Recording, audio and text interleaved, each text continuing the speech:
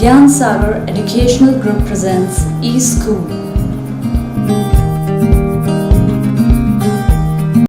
अब तो ये सब बातें सुनकर उस व्यक्ति को और भी हंसी आ जाती है और लोग उसे धक्का मारकर वहाँ से भगा देते हैं। फिर वह व्यक्ति जाकर मंच के पास खड़ा हो जाता है। भव्य पुरुष जो हैं मंच पर से उतरकर अपनी कार की ओर बढ़ते हैं। अब जब वह व्यक्ति उन्हें ध्यान से देखता है तो उनकी दाढ़ी बढ़ी हुई थी, इसलिए वो उसे पहचान नहीं पाता। परंतु वह व्यक्ति लेखक को बताता है कि मेरी तो कोई दाढ़ी बढ़ी नहीं थी, इसलिए मेरे मित्र ने मुझे पहचान लिया और फिर पहचान कर बोले कि तुम, और मैं उनसे कुछ बोलने ही वाला था तो उन्होंने मुझे पकड़कर कार में बिठा लिया और कुछ बोलने लगा तो उन्होंने मुझे मना कर दिया। फिर मैंने जब इधर उधर देखा तो पता लगा कि वहाँ पर उनका ड्राइवर भी मौजूद था, इसलिए वह किसी भी तरह की बातचीत करने से झिझक रहे थे। उन्होंने कहा कि अब जो भी चर्चा होगी वह घर पर ही पहुंचकर होगी।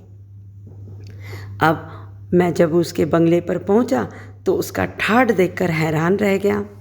उसका ऐश्वर्य देखकर मुझे थोड़ी झिझक लगी, परंतु मैंने ही अपने दोस्त से खुलकर बात करना शुरू की और कहा कि तुम तो बिल्कुल ही बदल गया है। तो उसने गंभीर होकर जवाब दिया कि परिवर्तन तो जीवन का अनंत क्रम है, ये जीवन का नियम है और यह तो बदलता ही रहता है। वह व्यक्ति अपने मित्र से कहता है कि तुमने इतनी सारी धन दौलत कैसे कमा ली इन 5 सालों में। तो वह जो संत बना व्यक्ति था उसने भी पूछा कि तुम क्या करते हो। वह व्यक्ति कहता है कि मैं तो घूम घूम कर टॉर्च बेचता हूँ। और वह कहता है कि मुझे तो ऐसा लग रहा है कि तुम भी टॉर्च के ही व्यापारी हो। तो वह जो संत बना व्यक्ति होता है वो कहता है कि तुम्हें ऐसा क्यों लगता है कि मैं भी टॉर्च ही बेचता हूँ। तो उस व्यक्ति ने अपने मित्र को बताया कि जो बातें मैं लोगों को इकट्ठा करके बताता हूँ और सीधे ढंग से बताता हूँ, उन्हीं बातों को तुम घुमा फिरा कर और रहस्यमय ढंग से बताते हो। अंधेरे का डर दिखाकर मैं उन लोगों को टॉर्च बेचता हूँ और तुम लोगों को भीतरी अंधेरे का डर दिखाकर टॉर्च बेचते हो। तो उन्होंने कहा कि तुम मुझे नहीं जानते हो, मैं टॉर्च क्यों बेचूंगा, और मैं तो अब साधु हूँ, मैं दार्शनिक बन गया हूँ और मैं संत कहलाता हूँ। टॉर्च बेचने वाले व्यक्ति ने धर्म प्रचारक बने अपने मित्र उस भव्य पुरुष से कहा कि लोग तुमको कुछ भी कहते हो, पर तुम भी मेरी ही तरह टॉर्च बेचने वाले हो। तुम भी टॉर्च ही बेचते हो। जैसे धार्मिक भाषण तुम दे रहे थे, अपनी टॉर्च बेचते समय मैं भी ऐसा ही भाषण देता हूँ। यदि कोई व्यक्ति सामान्य जनता को अंधकार का भय दिखाता है तो भले ही वह अपने को साधु, संत, महात्मा, दार्शनिक कुछ भी कहता हो, किंतु वह भी किसी कंपनी विशेष की ही टॉर्च बेच रहा है। तुम जैसे संत महात्मा सदा अंधकार या अज्ञान ही देखते हैं। तुम जैसे किसी संत महात्मा की सोच कभी सकारात्मक नहीं हो सकती है। कभी किसी ने यह नहीं कहा कि आज संसार में ज्ञान का प्रकाश फैल रहा है। तुम बता सकते हो यदि किसी ने ऐसे कहा हो तो? सदैव यही कहते चले आ रहे हैं कि संसार में अज्ञान का अंधकार है, संसार को अंधकार से प्रकाश की ओर हम ही ले जा सकते हैं।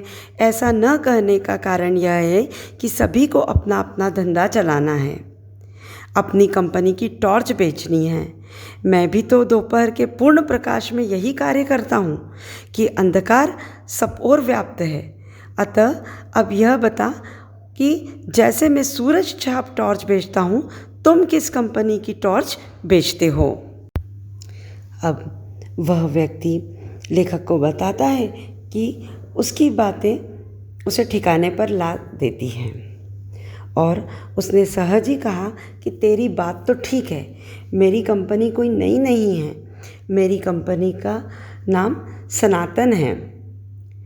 और मैंने देखने के लिए टॉर्च का उससे जब नमूना मांगा तो उसने बताया कि वह दिखती नहीं है, अर्थात वह बहुत सूक्ष्म है, मगर उसकी कीमत बहुत अच्छी खासी मिल जाती है।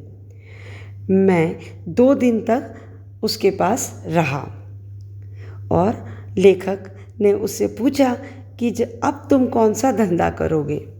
तो वह कहता है कि अब मैं भी टॉर्च बेचने का ही धंधा करूँगा, बस अब मैंने कंपनी बदल ली है। यानी कि यहाँ पर लेखक ने बहुत बड़ा कटाक्ष किया है और इस रचना के माध्यम से वह समाज को यह संदेश देना चाहते हैं कि एक व्यक्ति अंधकार का भय दिखाकर टॉर्च बेच रहा है, यह एक प्रकार का विज्ञापन ही है ना।